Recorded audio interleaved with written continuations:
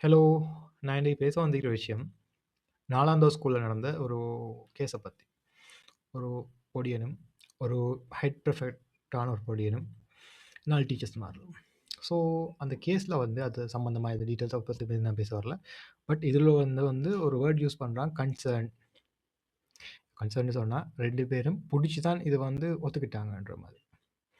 இது நாங்க எப்படி ஏத்துக்க முடியுமா? முடியுமா? முடியாதான்றது தான் என்னோட இன்னைக்கு வந்து ஸ்பீச் ஆக போகுது. ஸோ, நாங்க இத எப்படி பார்க்கணும்னா, உதாரணத்துக்கு அவங்களோட பாயிண்ட் ஆஃப் வியூ எப்படின்னா, உங்களுக்கு தனிப்பட்ட ரீதியா ஒரு விஷயம் நடக்குது. அப்ப அது வந்து உங்க ஃபேமிலி ஆட்களுக்கு கோவம் வந்தா பிரச்சனை இல்ல. அவங்க ஃபேமிலி ஆட்களுக்கு கோவம் வந்தா பிரச்சனை இல்ல. ஹஸ்பண்ட்ஸுக்கு கோவம் வந்தா பிரச்சனை இல்ல.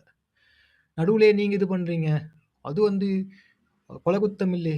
இல்ல அந்த பொடியன் சின்ன பொடியன் இல்லே. 18 வயசு பொடியனும் இல்லே. நீங்க ஏன் அதுக்கு இது பண்றீங்கன்ற மாரி ஒரு பாயிண்ட்ட வைக்கிறாங்க. ஸோ இது சரியா? இத கன்சர்ன்ட் ஏத்துக்க இயலுமான்னு கேட்டா, அப்படி ஏத்துக்க முடியாது. பிகாஸ் இந்த இடத்துல வந்து ஒரு பவர் உள்ளுக்கு வருது. உதாரணத்துக்கு அந்த ஹெட் ப்ரிஃபெக்ட்ன்றது கூட ஒரு பெரிய பவர் தான். அவன்கிட்ட கிட்டத்தட்ட அவுட்ல ஸ்கூல்ல அத்தனை ஸ்கூல் பொடியன்மார்களும் அவனே கண்ட்ரோல் பண்ணி தான் இருப்பாங்க.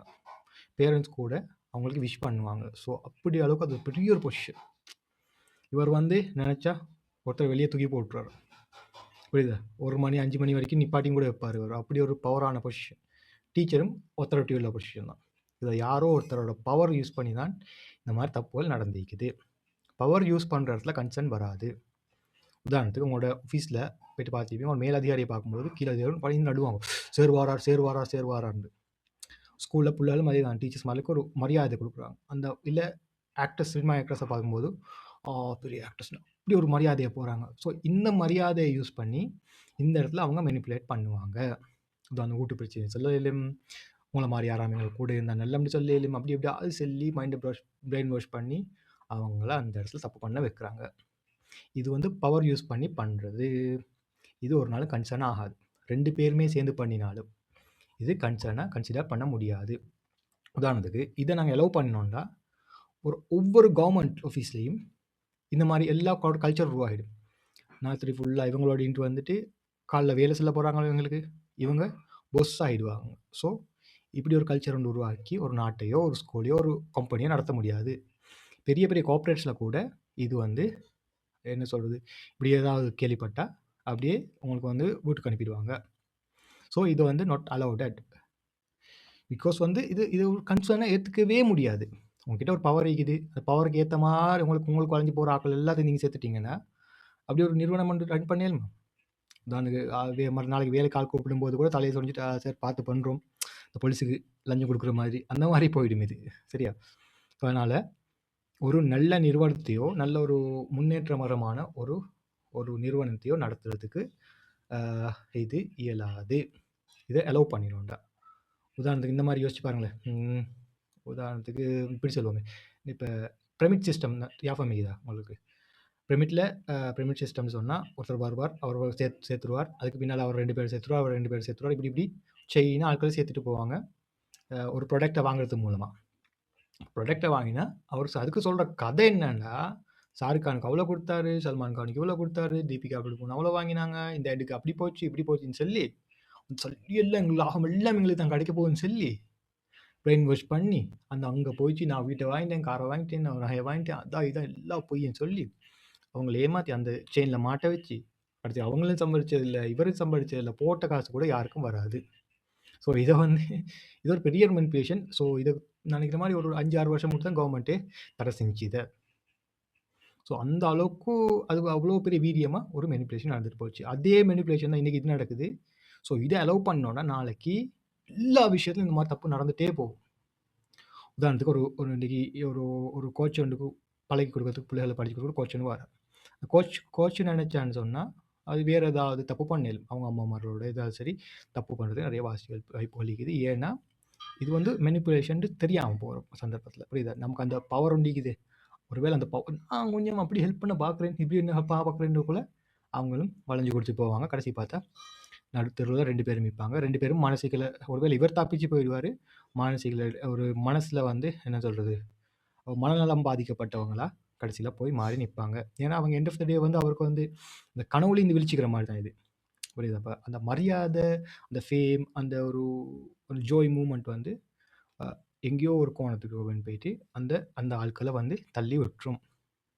அது வந்து கண்டிப்பா வந்து அலோவ்டட் கிடையாது. அது வந்து ஒரு இண்டிவிஜுவல் பெர்சனோட ஃபண்டமெண்டல் ரைட்ஸ கூட அது வயலேட் பண்ணுது.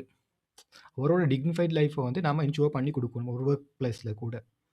அந்த வொர்க் பிளேஸ்ல உள்ள பவர யூஸ் பண்ணி அப்படி பண்ணேன்னு சொன்னா, நாளைக்கு வந்து அந்த இடத்துக்கு யாரும் போறல. அந்த இடத்துல உள்ளவங்களுக்கு உரிய மரியாதை கிடைக்க போறது இல்ல. ஸோ, இது ஒரு சோசியல் ப்ராப்ளமோடு தான். இதுக்கு கண்டிப்பா வந்து பணி நீக்கமோ, ஏதோ ஒரு பெரிய விஷயம் பண்ணி தான் ஆகணும். அவங்களோட பவர யூஸ் பண்றது ரொம்ப பெரிய தப்பு. அது எல்லா இடத்துலயும் இருக்கணும். அவங்களுக்கு பிரச்சனை. அவங்க வேற எங்கேயாவது போய்ட்டு மாட்டிப்பட்டாங்கன்னா, அது வேற விஷயம். அதுக்கு பிறகு வந்து அவங்களுக்கு ஒழுக்காற்று நடவடிக்கை எடுக்கலாம். ஆனா இது அப்படி கிடையாது. இது வந்து எப்படின்னா, ஒரு ஃபோர்ஸ்ஃபுல்லி ஒரு பவர் யூஸ் பண்ணணும். உதாரணத்துக்கு, இப்ப எப்படி வச்சுக்கோமே, ஒரு டேப்பர் ஹெட் ஒண்ணு போடையலும்டா, அ நான் வந்து உங்களுக்கு ரூம் இருக்குது. ரூம் ஃப்ரீ தான். ஆனா தப்பா நீங்க ஈக்கணும் என்னோட. இல்லாட்டி ரூமுக்கு காசு குடுத்து தங்கணும். என்னோட நான் அப்பப்ப கேட்கிற நேரம் தப்பாம ஈக்கணும். பாயிண்ட் வைஸ் பண்ணா எல்லாரும் இப்படி கேட்கலன்னு சொன்னா, இது ஒரு நல்ல நாட்டுக்கு அழகா? இது ஜனநாயக நாட்டுக்கு அழகா? எல்லாரோட உரிமையும் இந்த இடத்துல பாதுகாத்து குடுக்குறோமா? ஸோ இது வந்து அலவுடட் கிடையாது. இது யாராலும் இத அலவுடட் பண்ணவே முடியாது. இது ஒரு அழகான செயல் இல்ல. ஏன்னா, பிகாஸ் வந்து இது ஒரு கைண்ட் ஆஃப் மேனிபுலேஷன். இது வந்து ஒரு விதமான தடை செய்யப்பட வேண்டிய ஒரு விஷயம். பிகாஸ் வந்து ஒரு ஒரு ஒரு பணம் மட்டும் இல்ல பவர். ஃபேம் கூட பவர் தான். அதோட வந்து ஆத்தாரிட்டி கூட பவர் தான். அந்த அந்த அடுத்தவங்களோட தேவைய என்திக்கும்போது, அதுக்கான உதவி செய்றத என்திக்கும்போது, கடைசி பார்த்தா இவங்கள சுத்தி இன்னைக்கு அரசியல் அப்படித்தானே ஆயிட்டு போயிட்டு இருக்குது. அதே மாரி தான் ஒவ்வொரு ஆஃபீஸ்லயுமே எல்லாம் அதே மாரி ஆக தொடங்கும். நாளைக்கு ஒர்க் பண்ற இடத்துலயும் டிக்னிஃபைட் லைஃப் வந்து என்ஷூர் பண்ணி இந்த நாட்ல யாருக்குமே கிடைக்காது. இதனால நாடே வந்து குழம்பக்கூடிய நிலைமைக்கு போகும். அது அந்த அந்த 2 பேர் செஞ்ச தவறுகள பார்க்க முடியவே முடியாது. இது ஒரு ஒரு சமூகத்துக்கு வந்து அ மரியா சம் சமூகத்துக்கு ஒரு மரியாதைய குறைக்கக்கூடிய ஒரு செயல். சமூகத்த பத்தி அடுத்தவங்களுக்குள்ள எண்ணத்த வந்து நல்ல எண்ணத்த ஸ்கூல்ன்னு சொன்னா, அது என்ன முன்னேத்தணும்ன்ற சொல்ற எண்ணம், இது மக்கள்கிட்டேருந்து ஒரு போகக்கூடிய ஒரு செயல். ஸ்கூலோ, ஆஃபீஸோ ஏதோ விதமா இதுகள் வந்து கண்டிப்பா தடை செய்யப்பட வேண்டும். ஸோ, இந்த மாரி கண்டிப்பா இந்த மாரி விஷயத்துல வந்து கவர்ன்மெண்ட் இன்வால்வ் பண்ணியே ஆகணும். இது இண்டிவிஜுவல் பெர்சன் தானே, இது ஸ்கூலுக்கு வெளிய தானே நடந்துச்சு. பிகாஸ் என்னவா இருந்தாலும், அந்த ஆத்தாரிட்டி பவர குடுத்தது அந்த இடம், அந்த சீட். அந்த சீட்ட மிஸ்யூஸ் பண்றதா தான் இது கன்சிடர் பண்ணணும். ஏன்னா அவங்களுக்குன்னு ஒரு லைஃப் இருக்குது தானே. இப்ப நாளைக்கு வந்து இன்டர்வியூ பண்ணும்போது, இப்படி அந்த அந்த உதாரணத்துக்கு அந்த இடத்துல பொடியன தூக்கிட்டு பிரின்சிபல வச்சோம்னு வச்சுக்கோங்க. Principal 4 teachers. நாளைக்கு அதே இடத்துல இன்டர்வியூ பண்ண வருது பிரின்சிபலுக்கு. என்ன செய்வார் அவர்? அவருக்கு யாரெல்லாம் அந்த 4 டீச்சர்ஸும் 40 டீச்சர்ஸும் அதே மாரி போட்டு வச்சுப்பார். நாளைக்கு அந்த 40 டீச்சர்ஸும் 41வது அந்த கருப்பு காக்கா கூட்டத்தில வெள்ள காக்கா சேர்ந்த மாரி தான். அங்க போய் சேர்ந்து வேலையும் இல்ல. புரியுதா? அது அந்த அந்த இடத்துக்கு அது அப்படி ஒரு அமைப்பு வந்து உருவாக்கவே முடியாது. இது ஒரு பனிஷபிள் ஆஃபென்ஸ். கண்டிப்பா. இல்லன்னு சொன்னா, இத வந்து கண்டிப்பா அவங்கள வேலைய விட்டு நீக்க தான் வேணும். இது வந்து இந்த வேற இடத்துக்கு மாத்தி குடுக்குறதோ, அப்படி ஒரு ஆஃபென்ஸ் கிடையாது இது. இத இப்படி பண்றது மூலமா தான் வந்து ஒவ்வொரு மனுஷனோட ஃபண்டமெண்டல் ரைட்ஸ எங்களுக்கு காப்பாத்தியது. அவங்க அவ் இப்படித்தானே எல்லாருக்கிட்ட உன்ட்ட பவர் இருக்கிறதுக்காக வேண்டி நீ பிரைபரி வாங்குறன்றது வேற. பட் ஒருத்தனோட டிக்னிஃபைட் லைஃப்ப வந்து ஸ்பாயில் பண்றதோ, இல்லன்னா அவங்கள மென்டலா வந்து லைஃப் லாங்கா பிரஷர்லயோ, இல்லன்னா அவங்களோட அவங்களோட ஒரு என்ன சொல்றது? கஷ்டப்பட்டு கட்டின ஹோம வந்து ஒரு இல்லாமாக்குறதையோ, இது கண்டிப்பா அலவுடட் கிடையாது. இது வந்து கன்சென்ட் ஏத்துக்கவே முடியாது. உங்ககிட்ட ஒரு பவர் இருக்குதா, அப்போ உங்களுக்கு அந்த இடத்துல அக்கவுண்டபிளும் இருக்குது. அவங்களோட மரியாதைய காப்பாத்தி குடுக்கணும்.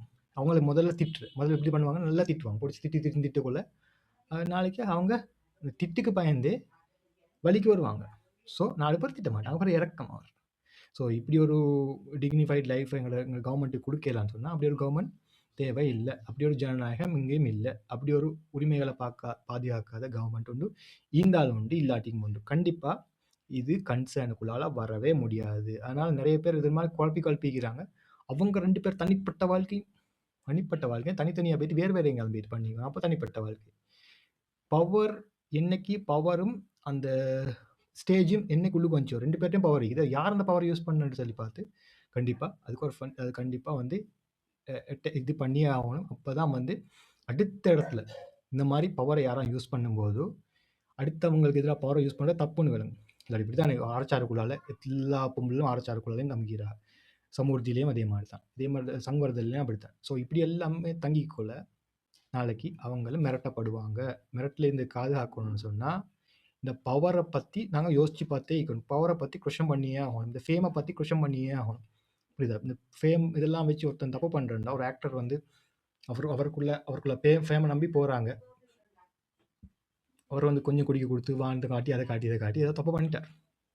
நாளைக்கு அவன் இந்த தப்பு பண்ணதுக்கு ஒரே காரணத்துக்காக இவங்க சூசைட் பண்ணிட்டா இல்லை சூசைட் பண்ணது அவர விருப்பம் தானேன்னு சொல்லிடலாம்.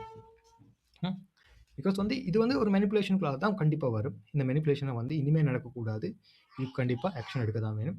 இந்த கேஸில் இனிமேல் வரப்போகிற இதுகள்லையும் கூட இந்த மாதிரி எந்த விதத்துலையும் ஃபேமோ எதையோ வச்சும் யார் இண்டிவிஜுவல் லைஃபையும் ஹார்ம் பண்ணாத அளவுக்கு கொஞ்சம் ஸ்ட்ரிக்டான ரூல்ஸையும் உருவாக்கணும். தேங்க்யூ.